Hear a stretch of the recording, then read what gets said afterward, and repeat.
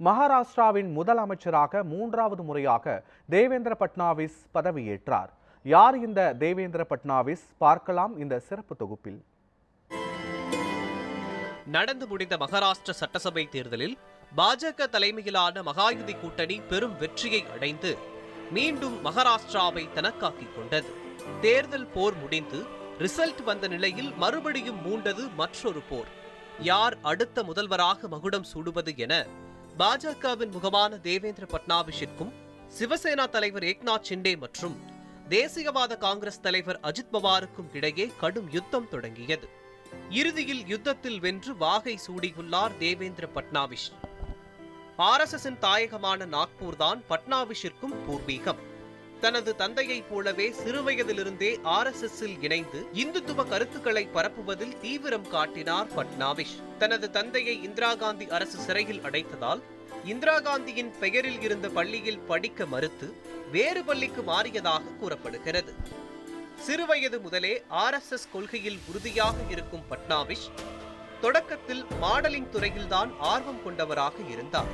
இவரது மனைவி அம்ருதாவும் மாடலிங், வங்கித் தலைவர், பாடகர் என பிரபலமான முகமாகவே அறியப்படுகிறார். 22 வயதில் கவுன்சிலராக தனது அரசியல் வாழ்க்கையை தொடங்கியவர் 44 வயதில் முதல் முறை முதலமைச்சராக தேர்வானார்.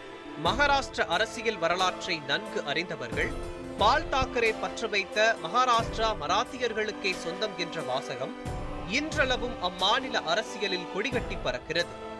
ஆனால் மகாராஷ்டிர மராத்தியர்களுக்கே சொந்தம் என்ற கருத்தை உடைத்து பார்ப்பன சமூகத்தை சேர்ந்த பட்னாவிஸ் மகாராஷ்டிர முதல்வராக தேர்வாகியுள்ளார். வெளிப்படையாக சொல்ல வேண்டும் என்றால் கடந்த 20 ஆண்டு கால மகாராஷ்டிர அரசியலில் பெரும் தாக்கத்தை ஏற்படுத்தியதன் மூலம் மகாராஷ்டிராவை தனது கோட்டையாக மாற்றியுள்ளார் தேவேந்திர பட்னாவிஸ்.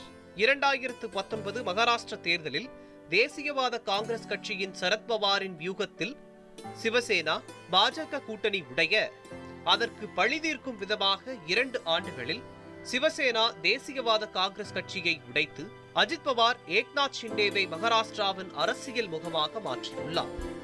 இந்த அரசியல் வியூகத்தை மோடி, அமித்ஷா தலைமையே ஆச்சரியமாக பார்த்ததாக கூறப்படுகிறது.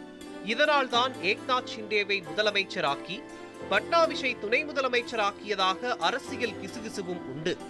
எல்லாவற்றையும் கடந்து இன்றைய பாஜகவில் மோடி, அமித்ஷா, JP நட்டா, யோகி ஆதித்யநாத் என்ற வரிசையில் அதிகார வட்டத்தில் தனது பெயரையும் அழுத்தமாக பதிவு செய்து அரசியல் முகம் காட்டி வருகிறார் தேவேந்திர பட்னாவிஸ்.